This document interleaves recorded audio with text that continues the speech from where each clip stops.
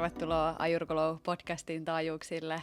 Niin ihanaa, että valon määrä on hiljalleen alkanut lisääntyä. Tänäänkin on ollut tosi tällainen aurinkoinen ja kirkas päivä, ja se, jos mikä saa ihmisen hyvälle tuulelle. Ja vaikka valomäärä on alkanut lisääntyä, niin näin vaan on, että me eletään vielä talvea ja sitä on vielä jäljellä. Talvihan vaikuttaa meihin ihmisiin. Se vaikuttaa sillä tavalla, että valonpuute voi käydä vähän raskaaksi tai kylmyys olla rasittavaa, vastustuskyky tuntuu olevan aika kovilla, iho kuivuu ja jaksaminen vähenee. Ja siis onhan ihan yleisessä tiedossa, että kylmässä säässä keho-mieli vaan oireilee helpommin, että kylmyys tekee sen ja talvi. Tästä syystä mä halusin luoda jakson sulle, joka keskittyy siihen, että miten talvella voisi pitää itseään tasapainossa. Tämä on Ayurvedan klassikkoaihe. Tämä jakso käsittelee siis talven toolkittiä, hyvinvointia tukevia elämäntapoja, pikkuvinkkejä vielä tähän käynnissä olevaan talveen. Ja tämä aihe on tietysti ikivihreä, koska talvi tulee kerta toisensa jälkeen, näin se vaan menee. Ja täällä on äänessä minä, Eveliina, jos ei ole ennen tavattu. Superhauska tavata. Mä oon joogaopettaja, ja Ayurveda-asiantuntija. Mä oon ottanut vastaan yksityisasiakkaita, mä oon pitänyt ryhmävalmennuksia ja sit mä oon luonut tämän ayurvedisen podcastin. Ja tätä onkin aina tehty täältä mun kotisohvalta, missä mä myös nyt istun. Mun tavoitteena on auttaa sua saavuttamaan hehkoa ja harmoniaa elämän eri osa-alueilla. Ja siksi me puhutaan näissä jaksoissa kaikista elämän osa-alueista ayurvedisten linssien läpi. Jos sulla tulee koskaan mitään jaksotoiveita, niin ehdota ihmeessä. Mä otan erittäin mielelläni sellaiset vastaan. Tarkoitus olisi tämän kevään aikana tehdä 10 jaksoa ja tää on numero 2. Tämän talven toolkit-jakson kuuntelemalla sä saat vastauksia siihen, että millaisiin asioihin sun kannattaa kiinnittää huomiota, jotta vastustuskyky pysyy mahdollisimman tasaisena, hyvällä tasolla. Ja sä saat ymmärrystä siihen, että miten pitää huolta jaksamisesta, kun ulkona on pimeätä ja jaksaminen vähenee talvella, energiaa on vähemmän. Ja sitten ehkä sä saat myös uuden tavan nähdä talvi. Jotta talvi ei ole jotain sellaista, mistä sun pitää selvitä läpi. Eli pyritään tekemään talvesta vähän sellainen niin kuin nautittava jopa. Ayurvedisesti talvi nähdään ilman ja eetterin aikakautena, vata-doshan hallitsemana aikana. Vatan ominaisuudet, kylmyys, kuivuus, ne korostuu luonnossa. Näin tapahtuu erityisesti joulu-, tammi- ja helmikuussa, vaikka mä tiedän, että mä ja sä tiedetään se, että ihan yhtä lailla myös marras- ja maaliskuussa voi olla tosi talvista Suomessa. Hei, Suomessa voi olla talvista vielä toukokuussakin, kuten tiedetään. Erityisesti just näinä kuukausina, joulu-, helmi- ja tammikuussa, niin saattaa ilmestyä sellaisia oireita kuin univaikeudet ja kuivuus kehossa ja ihossa ja just ne vastustuskyvyn haasteet ja unihaasteet ja mitä vielä. Ayurvedan silmin nämä liittyykin vata-doshaan, eli nämä on vata-doshan epätasapainon merkkejä. Se johtuu siitä, että talvisin kun vata-dosha korostuu ympäristössä, niin sitten se korostuu myös meissä ihmisissä. Eli sama lisää samaa. Kun ilma on kuiva, niin iho on kuiva. Mulla on itse asiassa ilman kosteusmittari tässä suoraan enää edessä, niin nyt näyttää vaikka täällä sisäilma 40, yhtenä päivänä se oli 35, että selkeästi on kuivempaa, missä kesällä täällä on selkeästi jopa 60 täällä mun kotona tämä ilman kosteus, eli kuivaa on. Talvijakson vinkit liittyy enemmän nyt siis vatan tasapainottamiseen johtuen tästä syystä, ja koska Ayurvedassa sä oot sitä, mitä sä syöt ja imeytät, niin talven toolkit numero 1 on tietysti ruoka-aiheinen ja se menee näin. Syö lämmintä ja kypsennettyä ruokaa. Äläkää skippaile aterioita. Todella tiivistettynä asia on yksinkertaisimmillaan näin. Eli jos ajattelee, että talvi on kylmä ja kuiva, niin silloin tarvitaan jotain sen vastakohtaa. Eli siis ei missään nimessä ainakaan kylmää ja kuivaa, vaan kosteaa, lämmintä, öljyistä. Nyt ne kylmät smoothiet ja lounassalaatit vähemmälle ja jotain muuta tilalle. Ja se jotain muuta on esimerkiksi lämmintä ruokaa, siis lämpötilaltaan lämmintä ruokaa, kypsennettyä ruokaa, keitot, padat, uuniruuat, öljyt ja hyvät rasvat, kuten vaikka ghee- tai seesamöljy. Rasva on siis talven supervoima. Sitä pitää olla sopivasti. Juurekset, eli maa-elementti on ilman ja eetterin vastakohta. Näin ollen jotain, mikä on juures, eli maassa kasvanut. Sitten mausteet. Siis mausteet ja mausteet. Sellaiset mausteet, mitkä tukee agni eli ruoansulatuksen tulta, inkivääri, mustapippuri, kaneli, juustokumina, korianderi, fenkoli, kurkuma, tällaiset mausteita saa talvisin käyttää. Ja totta kai pitää ottaa huomioon oma kehotyyppi ja epätasapaino, mutta noin niin kuin yksinkertaisimmillaan ja tiivistettynä tämä homma menee näin. Ja koska talvella oli myös tämä kuivuus korostunutta, niin nesteytys on myös tosi tärkeää. Et moni ajattelee, että kesällä pitää juoda, mutta ihan yhtä tärkeää sitä on juoda talvellakin, koska talvella on kuiva ilma.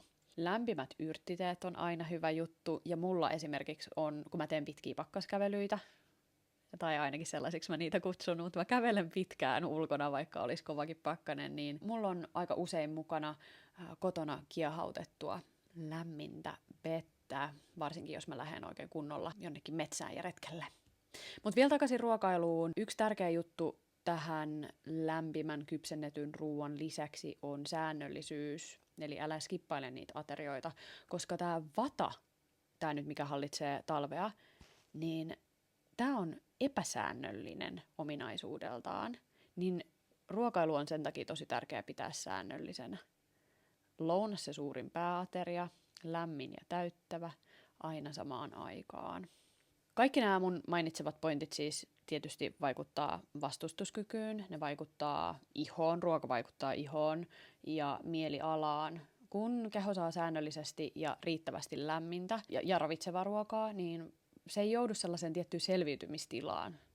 Ja tällöin keho pystyy myös puolustamaan itseään pöpöiltä. Ravinto tukee myös ihoa, koska silloin iho uusiutuu, pysyy kosteana, kun se saadaan sisäisesti tarpeeksi rasvoja ja öljyjä. Eli se on tosi tärkeää. Mielialaan tietysti vaikutus on myös tosi looginen, eli kun sä saat tasaisesti, säännöllisesti lämmintä kypsennettyä ruokaa, niin verensokeri, hermosto, kaikki pysyy rauhallisempana ja se näkyy ylipäätään niin kuin vakaampana mielentilana ja vakaampana olona, ei tule mitään sellaisia droppeja tai suurempia ailahteluita.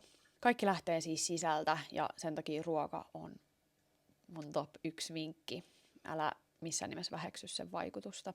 Mennään kohtaan 2. Älä jää sisälle makaamaan. Ihmiskeho on luotu liikkumaan ja sillä keho pysyy terveenä. Talvisin on hyvä kysyä itseltään, että millainen liike tukee mun oloa, kehoa, mielialaa, vastustuskykyä, mitä mä oikeasti tarvitsen, mikä on sopivaa, mikä on liikaa ja mikä on liian vähän. Pitää löytää se tasapaino jotenkin liikkeeseen, ei vajareita, ei övereitä ja joskus se menee tietysti kantapään kautta, mutta kuitenkin tasapaino on hirveän tärkeää. Pimeänä ja kylmänä kautena jaksaminen on koetuksella. Ja mä tiedän, että moni ajattelee, että liian rankka päivä, että en mä jaksa liikkua. Että mä ajan mieluummin tähän istumaan sohvalle, rentoutuu tänne pimeeseen kotiin yksin sohvalle, katsoa telkkaria. Mutta kun liikunta nimenomaan siis antaa energiaa. Vaikka talvisin jämähtää helposti, niin ei kannata jäädä kotiin, koska se sopiva liike on sitä energiaa antavaa. Tämä on tärkeä juttu vastustuskyvyn, mielen hyvinvoinnin ja energian kannalta. Ja ajurvedisesti ajateltuna liike vaikuttaa just niin, että ruoansulatus on vahvempi, siis paitsi että keho on vahvempi ja liikkuvampi, niin myös ruoansulatus on vahvempi, ravintoaineet imeytyy paremmin ja sitten tulee vähemmän tätä ajurvedan tuntemaa amaa eli kuona-aineita.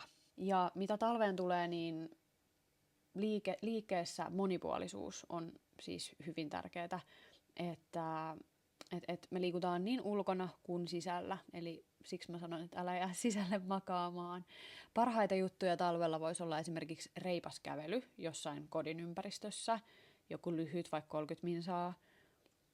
Miksei luistelu ja muut talvilajit. Mä oon muuten entinen muodostelmaluistelija, että mä oon tämän luistelun kanssa puolueellinen. Luistelu on niin ihanaa ja hauskaa.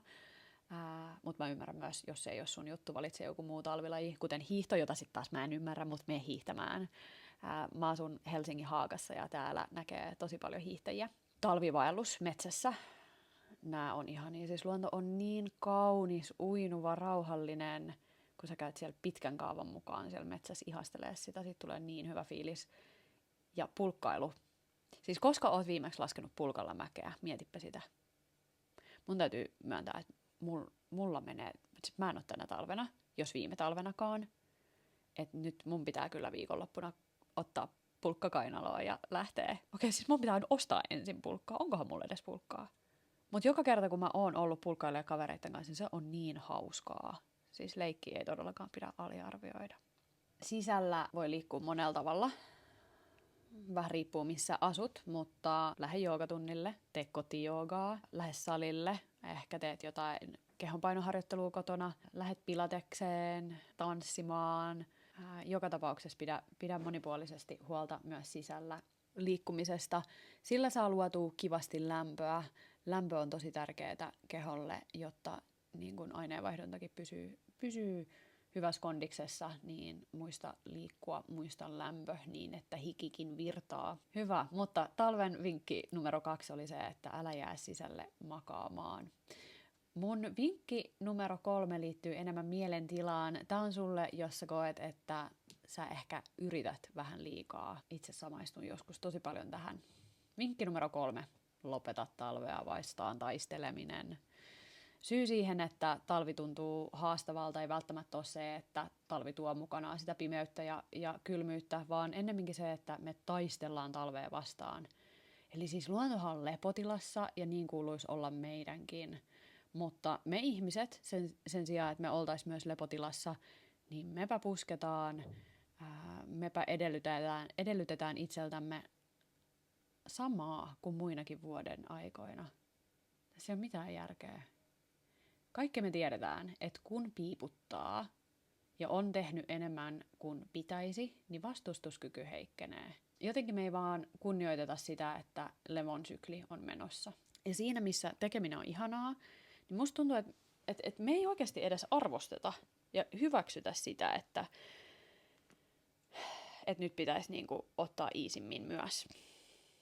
Että pitäisi kunnioittaa sitä pimeyttä ja sitä hitautta, mitä talvi tuo. Hidastaminen on vaikeaa, useimmiten johtuen siitä, koska sit joutuu asettaa itsensä vähän yhteiskuntaa vastaan, koska mehän ihannoidaan tällaista tehokkuutta. Ja se, että sä hidastut ja asetut vähän talveen, niin sen tarkoittaa sitä, että sä haastat sitä tehokkuusihannetta. Että sä irtisanot itsesi nyt siitä puskemisesta ja liian tekemisestä. Siis toiminta hyvä, mutta överit on överit. Et vuoden ajat, niillä on oma luontonsa, oma luonteensa. Ja lepoa ei tarvi ansaita, vaikka moni saattaisi niin ajatella. Ja siis luonto ei kysele, että pistetäänkö talvi käyntiin, että otetaanko nyt tämä hitaampi aika vai ei, kun luonto laittaa talven käyntiin. Ja siinä, missä talvet vaihtelee, niin talvella on kuitenkin aina se tietty hitauden, pimeyden ominaisuus. Se, että lopettaa talvea vastaan taistelemisen, tarkoittaa sitä, että muuttaa omaa olemisen tilaansa. Se vaatii erilaista versiota itsestään usein. Eli mä yritän sanoa siis, että kesällä ei tarvi olla talviversio ja talvella ei tarvi olla kesäversio. Se, että yrittää talvella olla aikaansaava, kukoistava kesäversio itsestään, niin se tarkoittaa siis sitä, että se vaan niin kuin seisoisit lumihangessa kesämekko päällä paljain varpain. Siinä ei ole niin mitään järkeä. Ei mitään järkeä. Eli siis mielentilan ja olemisen muutosta tarkoittaa se, että lopettaa talvea vastaan taistelemisen. Talvi kutsuu meitä syvyyteen, se kutsuu meitä hitauteen ja kääntää sisäänpäin. Ehkä talvi voi olla hyvä aikaa antaa asioiden olla, tapahtuu jotenkin vähän omalla painollaan, siten, että ei näe tuloksia aina välttämättä heti. Tai koskaan. Ja talven hitaampi rytmi ja rauha, niin ne on täysin luonnollisia asioita. Konkreettisella tasolla tämä taistelun lopettaminen voisi tarkoittaa sitä, että sä menet aiemmin nukkumaan. Se voi tarkoittaa sitä, että sä vähennät puhelimen käyttöä tai rajaat sosiaalista mediaa iltaisin. Tai ehkä sä teet vähän pidemmän aamurutiinin tai iltarutiinin. Tai ehkä sä vähennät ulkoisia stimulantteja. Kaikki yrittää kiskoa kahvia sen takia, että saisi aikaa enemmän ja pysyisi paremmin hereillä talvella. Mä tiedän.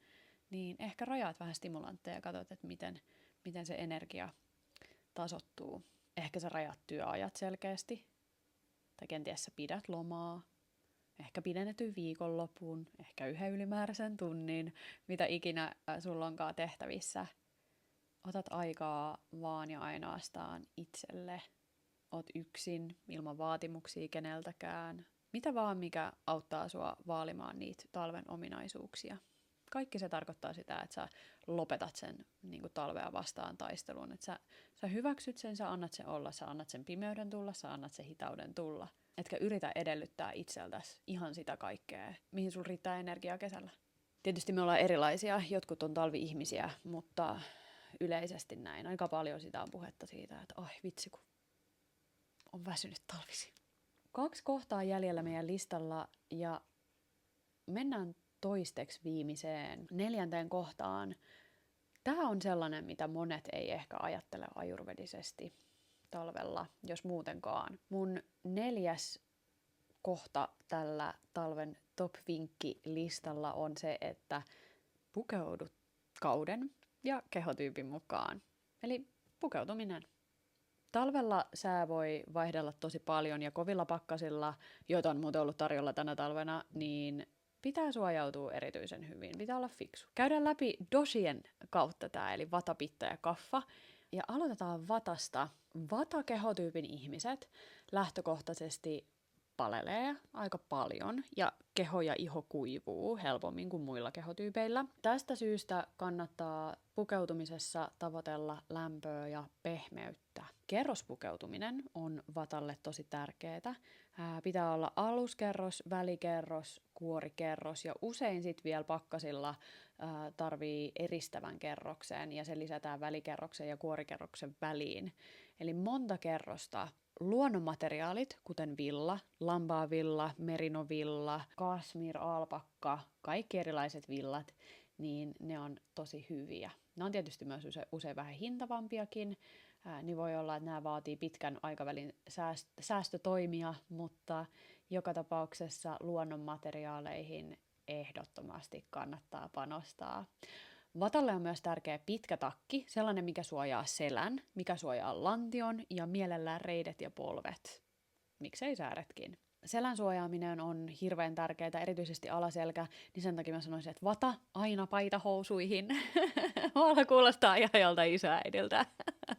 mutta joka tapauksessa alaselkä suojaa ja aluspaitahousuihin ehdottomasti. Pipo ja huivi on hirveän tärkeitä. Ja erityistärkeää on nilkkojen, ranteiden, sormien ja varpaiden hyvä suojaaminen. Vatan pitää panostaa lämpimiin sukkiin ja sormikkaisiin. Ja se johtuu siitä, että ääreisverenkierto ei ole niin hyvä, eli ääripäät, varpaat ja sormet on aina jäässä. No pittakin tarvii lämpöä, tietysti, mutta koska pitta on luontaiselta ominaisuudeltaan kuuma, niin tulee hikoilua helposti. Eli pitta hikoilee jopa pakkasella ja sen takia vaatteiden hengittävyys on tosi tärkeää pittalle. Kannattaa tavoitella hengittävyyttä ja riittävää lämpöä, mutta ei missään nimessä liian paksua, koska kun pitta pukeutuu liian paksusti, niin sitten alkaa myös pinnaa kiristää. Pittalle on tärkeitä myös luonnonmateriaalit, ne hengittää hyvin. Ja kerrospukeutuminen, koska sekin edesauttaa sitä hengittävyyttä. Vaatteet ei missään nimessä saa kiristää tai kutittaa. Ja nyt tämä kutittaminen on tosi tärkeää, koska pittalla on usein herkkä iho, niin se ärsyttää myös herkkää pittaa. Mä oon ihan varma, että pittat on siellä, että jep, todellakin. Siis ei mitään kutittavia neuleita, joten valitse aina niin kuin villastakin sellainen versio, joka on sulle mahdollisimman pehmeä ja mukava eikä ärsytä. Kuumat takit ja toppahousut ei välttämättä ole pittajuttu ollenkaan, että pittan ei välttämättä tarvitse niin vetää päälle mitään toppahousuja. Hiuspanta voi riittää, siis sellainen panta, mikä suojaa korvat ja otsan pipon sijaan, koska pään suojaaminen pitää kehon tosi lämpimänä. Se on hirveän tärkeää myös, mutta voi olla, että pitta ei sitä pipoa välttämättä tarvitse, että se voi olla, että ne korvat ja otsan alue enemmänkin. Pittalla on herkkä kurkku, joten kaulan suojaaminen hirveän tärkeä, mutta ei liian kiristävää huivia, koska silloin se hengittävyys vähenee, eli se ilma ei pääse kiertää siitä niin kuin kaulan kautta. Ja sitten kaffan vuoro. Kaffalle on tärkeää se, että on ne sellaiset vaatteet, joissa on mukava ja helppo liikkua. Ne tuntuu kevyiltä, ne ei ole sellaiset niinku raskaat, mitä pitää raahata perässä. Eli lämpimät, painoltaan kevyet vaatteet ja istuvat vaatteet, eli ei mitään sellaisia niinku megalöysiä toppahousuja, mitkä hinkkaa yhteen niin, että on vaikea kulkea, vaan sellaiset vaivattomat. Ja kerrospukeutuminen, hengittävyys ja luonnonmateriaalit, mitkä mä oon jo aiemmin maininnut, niin ne on myös kaffalle ihan super tärkeitä. Jos mun pitäisi antaa joku yksi yhteinen vinkki pukeutumisesta kaikille dosille, niin mä sanoisin, että se on Merino-villakerrasto. Merino-villa sopii kaikille kehotyypeille erittäin hyvin. Se on luonnonmateriaali ja hyvä sellainen, hyvä investointi. Eli jos on sellaiseen mahdollisuus panostaa tai jos sulla on jo sellainen, niin se on hyvä.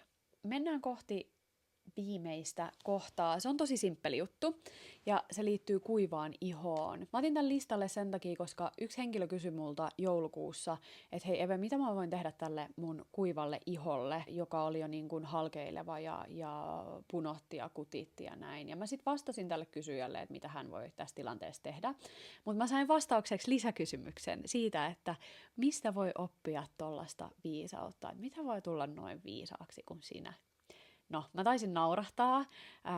Tää oli kiva kehu, kiitos. Ja mä vastasin, että tarkkailemalla luontoa. No, tämäpä oli tietysti Ayurvedan asiantuntijan vastaus, mutta oikeasti tätä kaikkea voi oppia myös tietysti tilaamalla sen mun uutiskirjeen, käymällä mun uusilla nettisivuilla harmonisesti.fi ja nappaamalla itselleen kohti harmonista arkea verkkokurssin, jossa on kaikki näitä perusjuttuja. Siellä on tosi paljon vinkkejä sille, että miten tehdään step by step näitä ajurvedisia pieniä rutiineja, rituaaleja siellä arjessa. Eli mä annan ihan konkreettiset ohjeet, tosi selkeät ohjeet ja tietysti visuaalisen kauniit ohjeet. Mulle estetiikka on jotenkin tärkeää. Ja ehkä kohti harmonista arkea verkkokurssissa on paras se, että sä pääset tekemään kaiken omassa tahdissa. Elikkä mä en ole siellä rytmittämässä asioita, niin kuin mä vaikka oon ryhmä- tai yksilövalmennuksissa. Hyvä. Hei, nyt se vika juttu. Iho. Listan kohta 5. Muista öljyt myös ulkoisesti.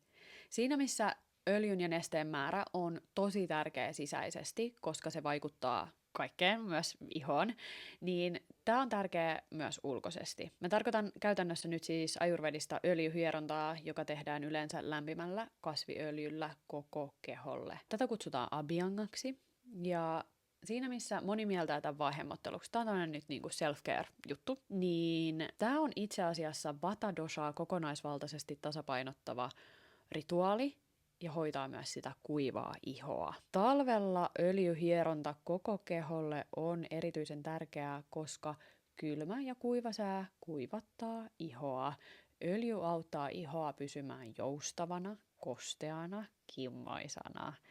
Mutta tällä on paljon muitakin vaikutuksia, kuten mä sanoin. Mä en tiedä, ootko sä huomannut, mutta talvisin, kun vata-dosha nousee, niin se saattaa aiheuttaa meissä ihmisissä sellaista hienovarasta tai joskus vähän ilmiselvempääkin ahdistusta, jännitystä, epävarmuutta, sellaista ihan pientä hermostuneisuutta. Ja voi tuntua vähän siltä, että kun kaikki olisi hyvin, mutta on vähän silleen niin kuin jotenkin epävarma olo. Tämä on vatan nousua itsessä. Tähän saattaa liittyä myös se, että tulee kehoon kylmä. Eli emotionaalisen tason lisäksi sitä usein haluaa niin kuin käpertyä johonkin lämpimään turvaan, sisään, suojaan. Tämä on vaan vatan nousemista. Niin öljyhieronta vaikuttaa tähänkin. Eli öljyhieronta se auttaa lämmittää kehoa, se auttaa lievittää tätä emotionaalista tasoa. Se rauhoittaa ja rentouttaa kokonaisvaltaisesti. Jos et usko, niin kannattaa kokeilla. Ja nyt tää ei ole silleen, että sä teet tämän yhden kerran ja sit sä oot silleen, että ei tää toimi. Että tää toimii varmaan jollekin evelle vaan. Ei. Kun tää on tuhansia vuosia vanha juttu, jota on kyllä testattu. Tää toimii, usko mua. Se, mitä öljyä pitää käyttää, niin se riippuu dosasta. Vatat, seesamöljy, usein paras. Pittat, kookosöljy. Tiukan pakkasen tullen voi olla, että pittakin turvautuu vähän johonkin tuhdimpaan, mutta yleisesti kookosöljy. Kaffale, seesamöljy, manteliöljy sopii parhaiten. Ja perinteisesti öljyhieronta on tehty ennen suihkua. Mä teen itse enimmäkseen suihkun jälkeen, mutta öljyhieronta tehdään joka tapauksessa pyörivin, tasaisin liikkein koko keholle, aloittaen jaloista ja edeten kohti kehon yläosia. Nivelet ja lihakset on erittäin tärkeitä ja otteet saa olla vähän kehotyypistä riippuen aika kuitenkin sellaiset niin kuin vahvat, että ei se ole mitään sellaista pientä niin kuin sivelyä, hipelyä, vaan saa niin kuin lempeästi painaa. Sitten pitää antaa öljyn imeytyä 15-20 minuuttia ja lopuksi yleensä perinteisesti otetaan suihku, jotta saadaan se ylimääräinen öljy pois. Mä en tee tätä. Mä käytän tähän tarkoitukseen sellaista pyyhettä, johon mä sitten pyyhin. Ja pyyhet joutuu uusimaan, koska se menee sitten öljyyn. Mutta öljyä ei kuitenkaan kannata jättää iholle. Että jollain tavalla sitä pitää sitä ylimääräistä öljyä saada pois. Joo, mutta vieläkin yksinkertaisemmat ohjeet tähän saat tietysti sieltä Kohti harmonista arkea -verkkokurssilta. Sä pääset tutustumaan Kohti harmonista arkea -verkkokurssiin tuolta jakson linkeistä. Ja muutenkin kannattaa tulla mun uudelle uutiskirjeelle mukaan. Siellä saat ajurvedisia vinkkejä ja tietysti kuunnella Ayurglow-podcastia jatkossakin. Hei, vitsi ihanaa, että sä kuuntelit tänne asti. Tää videoformaatti on jotain tosi jännittävää. On hassua jutella samaan aikaan kameralle ja olla äänessä. Katsotaan. Hauska myös testata uusia asioita, että katsotaan, miten tämä lähtee toimimaan. Jos mä oon sitä mieltä, että ääni on kivempi, niin ehkä mä vaihdan vielä ääneen takaisin pelkästään, mutta katsotaan. Seuraavassa jaksossa me pureudutaan sitten ihan muihin juttuihin kuin talveen. Jos sulla ikinä tulee mitään toiveita siitä, että missä haluat, että puhutaan, niin laita mulle viestiä vaikka Instagramissa. Löydät mut sieltä nimimerkillä @IamEvelina, eli IAM Evelina ja H perään. Ihan mielettömän ihanaa loppupäivää, iltaa, mitä ikinä vietätkään, mitä ikinä teetkään. Ei muuta kuin seuraillaan toisiamme tuolla somessa ja toivottavasti päästään tutustumaan paremmin kevään aikana jossain mun palveluissa. Ei sitä tiedä. Hyvä, kuullaan.